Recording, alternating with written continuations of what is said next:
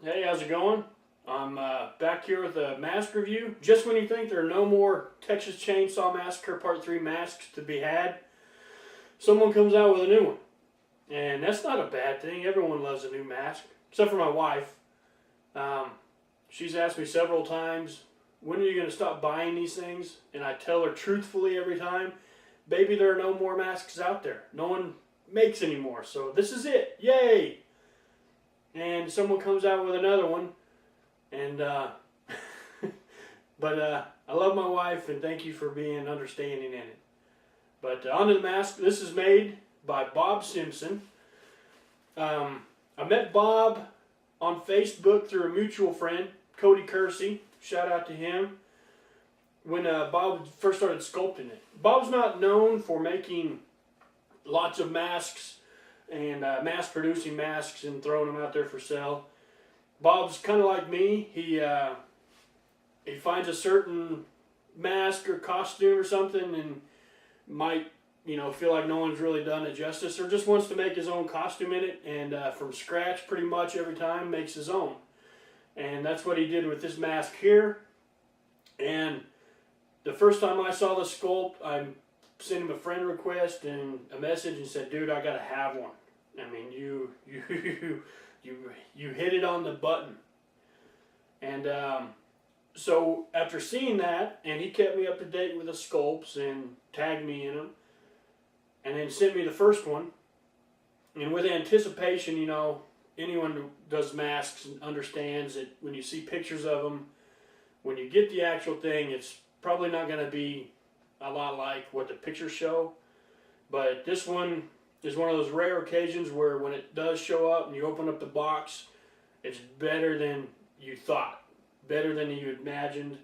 And also anticipation of, is it going to fit me? I've got a bigger sized head, not a huge one, but a bigger. And there's some masks that are just way huge that, the mouth opening is way down here. And it's made for a giant, or I don't know what happens, why they make them so big. But this one, again, I don't know if my wife sent him one of my life casts or something, but it fits like a glove. This sucker I'm in love with this mask. Bob nailed it. The quality, very good. Perfect thickness. It's not so thin that it's going to rip and tear. It's not so thick that it's a sweat hog when it's on your face. The paint job is outstanding. A lot of detail in this. Bob, on the thread parts, the smaller parts, it's actually thread. The larger stitches, those are actually molded in, which I like. That's what I like, because if you get the bigger stitches and really put thread or twine or leather in there, when it's on your face, when you're wearing it, it rubs, it's irritating. So it's on the inside, it's flush there, so no irritation. And of course nothing on the thread, smaller parts. All around the mouth, spent the time around the nose, threaded it up. He includes the straps. Let me get this off of here.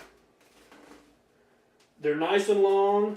That's one complaint I have about some masks, are when the guy sends these, they're too short for my noggin, or they don't fit right and you can't tie a proper knot or bow.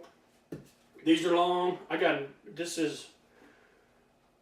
you, this is, if I was to make a mask, this is what I'd make. The inside, he painted all black. He calls this the Mr. Sawyer. You probably can't read that. But Mr. Sawyer, this is the number one. Of course, Bob with attention to detail. He's got the rose on there. Overall, this mask is awesome. I'm tickled pink with it, and I can't wait. I haven't had a chance to throw it on yet with my full costume. I've thrown it on just to see how it feels, but I can't wait to throw it on and get a complete picture, because I think this is going to be right on.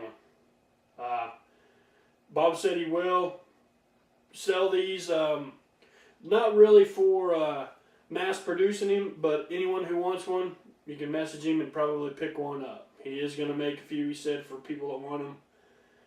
But if you do, you won't disappoint. You won't be disappointed. 'Cause Bob don't disappoint. This could be the number one in my collection now. I'm very impressed with it. Again, Bob Simpson. You can probably find him, hunt him, track him down on Facebook if you don't know who he is already. But there it is, the Mr. Sawyer. See you next time.